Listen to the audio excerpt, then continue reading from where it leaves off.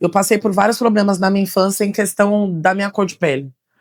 Eu era criada numa família de branco, eu era a única negra, estudava num colégio particular, e assim, eu não tinha referência nenhuma. Então, assim, eu falava pra minha mãe que eu não queria ir pra escola, eu falava pra minha mãe por que eu era daquela cor, eu brigava com ela, inventava que eu tava doente. Naquela época, a gente tinha aqueles termômetros que era de vidro, né? E aí eu colocava no fogo, estragava os termômetros. Antes de mostrar pra ela que tava alto, eu já estragava o termômetro, estourava o termômetro. Então ela já sabia que era mentira, que eu não queria ir para a escola, né?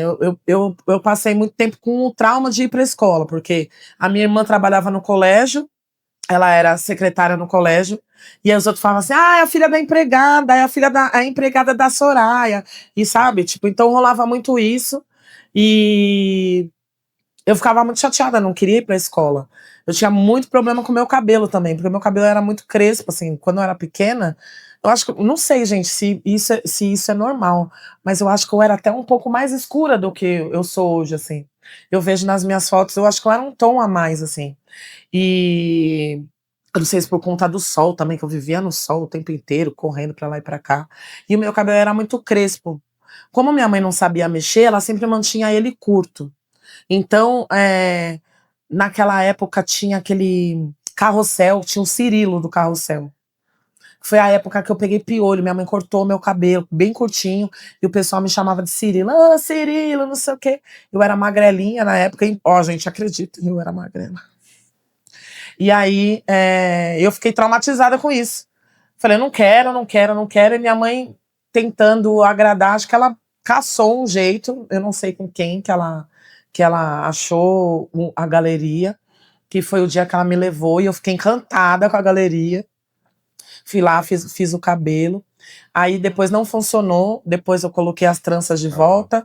E aí, como ela não sabia mexer no meu cabelo, e eu também não sabia mexer no meu cabelo, eu fui fazer um curso de cabeleireiro.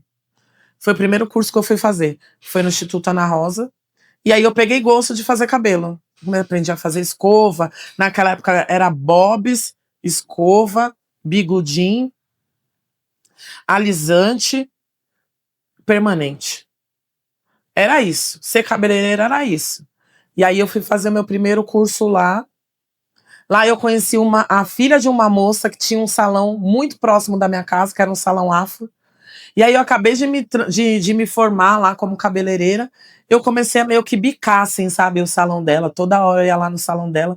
E ela era uma puta de uma negrona, usava um cabelão cacheadão. Eu olhava pra cara dela e falava assim, gente, como essa mulher é maravilhosa. Ela tinha um, ela tinha um brilho, sabe, de tipo, eu sou maravilhosa.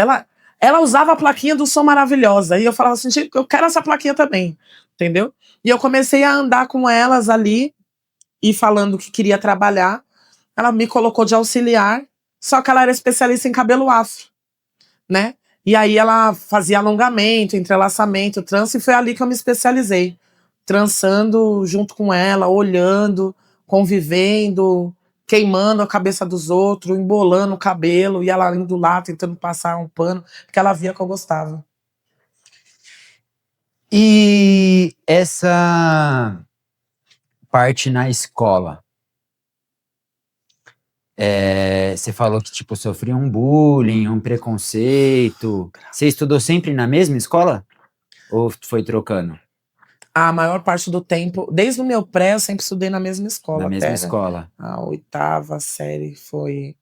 Naquela época era a oitava série, não tinha nono ano. E aí, tipo, conta um pouquinho pra gente tentar dimensionar. Tipo assim, você era a única mina preta na sala, por exemplo, Eu era a única mina na preta da escola. escola. Depois,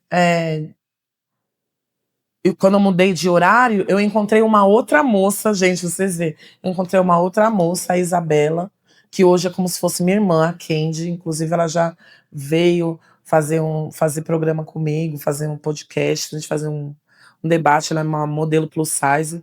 E ela mora na rua da minha casa hoje. Ela é muito parceira minha, como se fosse minha irmã. Tudo que eu preciso, ela tá ali junto comigo.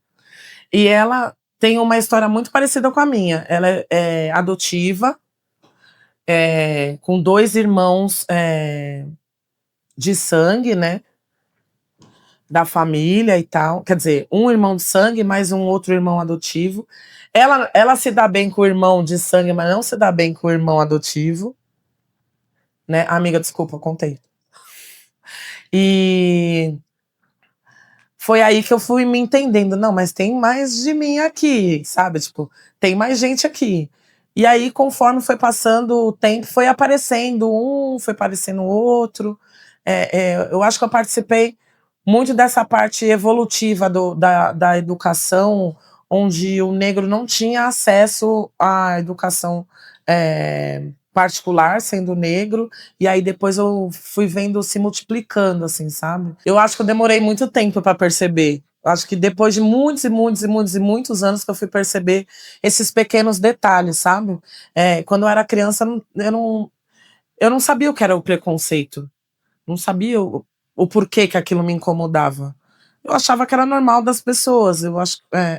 Achava que era uma coisa cotidiana, não era uma coisa específica comigo, né? Ou só porque eu era negra. Era porque as pessoas não gostavam de mim, entendeu? Não tava pegada na cor. Pra mim não fazia diferença, porque minha mãe sempre falava assim pra mim: ai, filha, eu pedi pro Papai do Céu que você viesse de chocolate.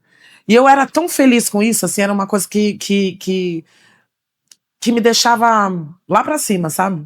Eu ficava muito feliz com isso. Então, eu não ligava.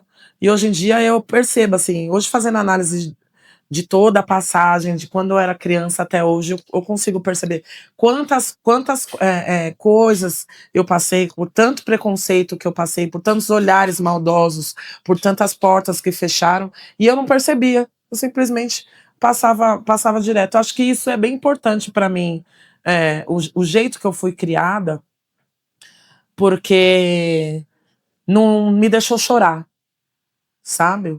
E me deixou ter o feeling para poder ensinar para os meus filhos que eles são importantes de qualquer forma, entendeu?